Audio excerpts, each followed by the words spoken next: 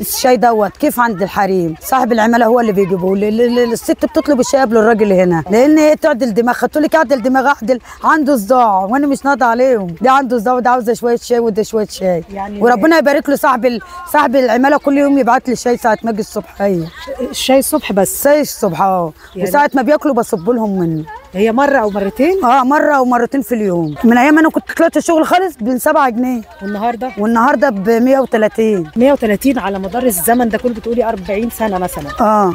لسه اليوميه محتاجه تزيد اكتر. تزيد وتزيد على الغلو اللي احنا فيها. الست من دول بتقعد يومين على ما بتجيب حق الانبوبه، يعني الانبوبه ب 225 تقعد يومين ولا لا لما بتجيب الانبوبه. ما بتجيبش فرخه اليوميه؟ ما بتجيبش فرخه والله العظيم ما بتجيب فرخه. لكن مبسوطين؟ مبسوطين. هنعمل ايه؟ ما فيش احسن يعني، هنلاقي نعمل اكتر من كده.